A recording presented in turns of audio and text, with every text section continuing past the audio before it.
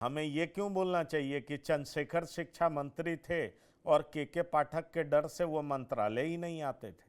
जरा सोचिए, ये मंत्रालय नहीं आते थे बताता जी। है ना अपने आप में कि एक मंत्री की स्थिति क्या है बिहार में। दूसरी बड़ी बात ये है, चलिए मैं मानता हूं के पाठक का इमेज बड़ा क्लीन था, लेकिन भाई एक चुना हुआ प्रतिनिधि एक अफसर के डर से मंत्रालय नहीं जाए, क्योंकि उसको डर लगता था कि किस तरीके से मेरी बेइज्जती होगी।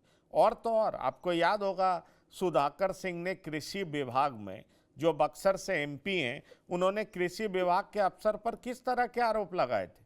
खुद मिनिस्टर थे, कह रहे थे हमारी सुनी नहीं जा रही है, रैम्पेंट करप्शन है, कुछ हो नहीं रहा है, अफसरशाही विजय चरम सिन्हा। पर है।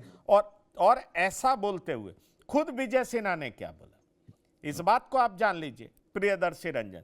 तो सवाल तो यही उठ रहा है राम बंधु वत्स, कि क्या अफसरशाही पर नकेल कस के बीजेपी ये मैसेज देना चाह रही है कि आइए इन्वेस्ट करिए, ये इन्वेस्टर फ्रेंडली स्टेट है, या इसके साथ साथ बीजेपी ये भी मैसेज दे रही है कि जो कुछ अफसर सत्ता चला रहे हैं सालों से, अब भूल जाएं कि वो सत्ता चलाएंगे, बीजेपी पार्टनर है, घटक दल है, उसके ज़्यादा सदस्य हैं, अब बीजेपी पिछलग्गू रहने वाली नहीं है, बराबर से डील करेगी और सरकार में इक्वल से होगा या ज़्यादा से होगा, कम नहीं होगा, जैसे पहले होता रहा है। रामबंधु बस। जी इतना तो संदेश बीजेपी की ओर से, खासकर जब बीजेपी इस मौजूदा सरकार में ताकतवर हुई है, इतना तो मैसेज जरूर है अधिकारियों को भी कि कोई अधिकारी केवल नीतीश कुमार के पास या मुख्यमंत्री आवास में लॉबी करके ये ना समझे कि वो अ, अपने घटक दल या अपने घटक दल के मंत्रियों को नजरअंदाज कर सकता है। क्योंकि जब आप चुनाव में जाते हैं, तो जवाबदेही तो घटक दलों पर भी होती है। ऐसा नहीं कि सारा नीतीश कुमार ही होते हैं। वहाँ तो जवाबदेही, अगर रोजगार नहीं मिल पाया, अगर इन्वेस्टर नहीं आ पाए, तो जदयू के साथ-साथ सवाल बीजेपी से भी पूछी जाएगी। नीतीश कुमार के साथ-साथ मोदी जी से भी सवाल पूछे जाएँगे। तो ये संदेश देना ज़रूरी भी है और ये उसी की कड़ी भी है। और कोई भी ऑफिसर, चाहे वो अगर कोई मुख्यमंत्री ऐसा हो कि सिर्फ अपने मंत्रियों से ज्यादा अपने सचिवों को सुने, ये जो हालात है, आपने जिन 2 मंत्रियों को का उदाहरण दिया, ये तो हालात तभी होते हैं जब प्रधान सचिव केवल मुख्य सचिव की बात सुनता है, अपने मंत्री को नजरअंदाज करता है। ये जो हमारा ढांचा है, लोकतांत्रिक या संघीय जो भी ढांचा है, सरकार जिस तरीके से बनती है, उसमें मंत्रियों का एक महत्व होता है, क्योंकि जनता से कनेक्ट वही है, चुनाव में उनको जाना है, वादे वही करते हैं। तो और उसको अगर नजरअंदाज कर दिया जाए, तो फिर वही हाल होता है। आप देखिए कि पुरानी सरकारों में, पुराने इससे पहले इस सरकार में मंत्रियों की नहीं सुनी जाती थी, तो नतीजा क्या हुआ? पुल, एक ही पुल 2-2 3-3 बार गिरने लगे। ऐसा नहीं है कि आप अगर मंत्री का सुनते हैं या एक आम धारणा है कि मंत्री करप्ट होते हैं, ऑफिसर बहुत ईमानदार होते हैं। तो जिस राज्य में भी आप देखेंगे केवल ऑफिसरों की चलती है, वहाँ पे करप्शन की बात ज़्यादा आती है। वो जन आकांक्षाओं को ज़्यादा नज़रअंदाज करते हैं। तो एक संदेश तो बीजेपी को देना ही चाहिए और ये उसी की कड़ी है। और इसमें अभी और परत दर परत जब मामले खुलते जाएँगे, अभी तो 2 ही उदाहरण आए हैं, 2 से अधिक और भी जब आईएएस ऑफिसरों के नहीं, खिलाफ पर कार्रवाई वो होगी, सारा उनकी बात, संख्या लेकिन बढ़ेगी, पिछली तो निश्चित तौर पे पिछली सरकार में मृत्युंजय जी विजय सिन्हा का मिनिस्ट्री छीन लिया गया था, बड़ी चर्चा हुई थी। एक ऐसे कंस्ट्रक्शन कंपनी के खिलाफ वो कार्रवाई करना चाह रहे थे, और जाते जाते उन्होंने कर भी दिया, लिख भी दिया। पर कहा यह जा रहा था कि वही वो मुख्य कंस्ट्रक्शन कंपनी है जिसके पक्ष में बड़े अधिकारी और कई मंत्री आ गए, और विजय सिन्हा से वो मंत्रालय छीन लिया गया। बाद में उनको खान और क्या क्या मिनिस्ट्री दिया गया। विजय सिन्हा बहुत डिसहार्टेंड थे, लेकिन ये खबर बाहर आ गई। तो अब क्या वो पंक इमेज इमेज मेकओवर की प्रक्रिया चल रही है, क्या चल रहा है? पंकज जी, ये हमेशा मुझे लगता है बहुत फाइन लाइन होता है। कई बार इसका एक आंसर नहीं होता है कि किसी इस प्रकार के कॉन्फ्लिक्ट में ब्यूरोक्रेट गलत है या मंत्री गलत है। एक आंसर कभी नहीं हो सकता। कई केसेस में मंत्री भी गलत होते हैं और कई केसेस में आपको ब्यूरोक्रेट भी गलत दिखेंगे।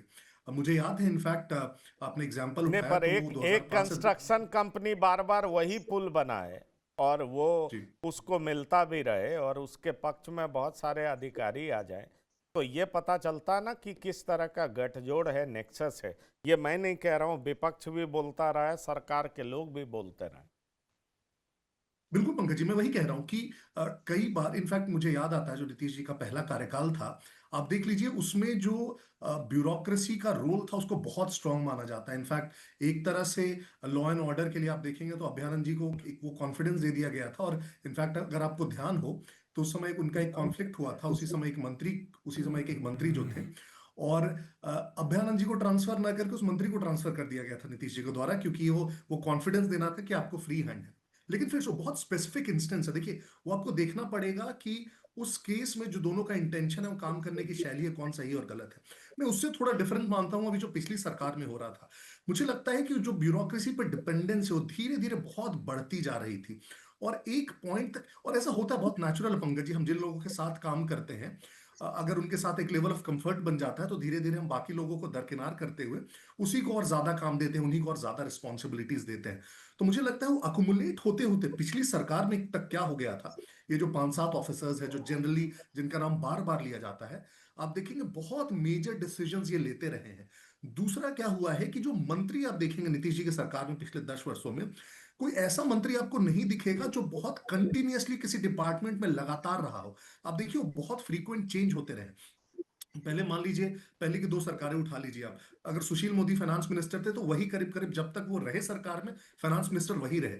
इन सरकारों में आपको ऐसे मंत्री नहीं दिखेंगे जो एक मंत्रालय में लगातार हो। अब इससे क्या होता है कि उस मंत्री का उस मंत्रालय में उस प्रकार का रुतबा और दखल जो होता है बहुत लॉन्ग टेन्योर के बाद, वो स्टैब्लिश ही नहीं हो पाता है। और ब्यूरोक्रेट जो वहां पे लंबे टेन्योर से बैठा है उसका अपना एक दबदबा हो जाता है उस डिपार्टमेंट में। तो ये बहुत फाइन बैलेंस है। पिछली सरकार में हुआ यही कि जो ब्यूरोक्रेट्स थे वो अपने एक्सपीरियंस टेन्योर बोले या नीतीश जी के साथ कंफर्ट है उसके बेसिस पर वो मंत्रियों से ज्यादा हावी होने लगे थे। और मुझे लगता है कि उसको थोड़ा सा बीजेपी स्पेसिफिकली और पूरा सरकार भी वो थोड़ा सा उसको ब्रेक करना चाहिए कि ये वाला जो एक इमेज बन गया है, एक दिमाग में आम धारणा बन गई है कि ब्यूरोक्रेट ही सरकार चला रहे हैं, नीतीश जी या मंत्री तो कुछ कर ही नहीं रहे, उसको ब्रेक करने की कोशिश की जाएगी, बहुत कॉन्शियस लेवल पे कोशिश की जाएगी। एक चलिए, तो मुझे उसको की भी मुझे जाएगी और उसको मुझे दिखाया भी मृत्युंजय जाएगा जी कि की वही जा रही लग रहा है, मुझे वही लग रहा है, चूंकि समय की सीमा खत्म कर रहे हैं, बहुत तरह की चर्चा अब उठने लगी है, बहुत सारे खोजी पत्रकारों ने बहुत तरह की बात की है। एक गंभीर आरोप बेल्ट्रॉन के खिलाफ भी लगाया है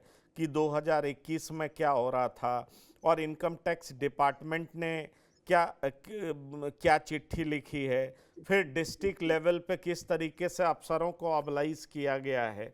बड़ा सवाल यही उठता है कि क्या बिहार में जिस तरीके से आरोप लगता रहा, जो जो मुख्यमंत्री के नज़दीक रहा, कभी आरसीपी टैक्स, कभी डीके टैक्स, क्या बिहार इन टैक्स से बाहर निकल पाएगा? और क्या बिहार में इन टैक्स की आड़ में कई सारे अफसर जो अपनी जेब गर्म कर रहे हैं, क्या उनके खिलाफ कार्रवाई हो पाएगी? ये एक बड़ा सवाल है। एक बार फिर से 2 आईएएस ऑफिसर पर जो कार्रवाई की तलवार लटक रही है, क्या वो अंजाम तक पहुंच पाएगी? और क्या नई सरकार बेहतर गवर्नेंस मॉडल पेश कर पाएगी? और बेहतर गवर्नेंस मॉडल पेश करने के लिए जो भ्रष्ट अफसर हैं उन पर अगर कार्रवाई होती है तो निश्चित तौर पर लोगों में एक विश्वास का माहौल आएगा। क्या बीजेपी उस विश्वास को पैदा करना चाहती है, या बीजेपी इन अफसरों के जरिए अपने ही घटक दल जेडीयू पर दबाव बढ़ाना चाह रही है? ये भी एक गंभीर सवाल है और इस पर हम लगातार नजरें बनाए रखेंगे, आप तक खबरें पहुंचाते रहेंगे।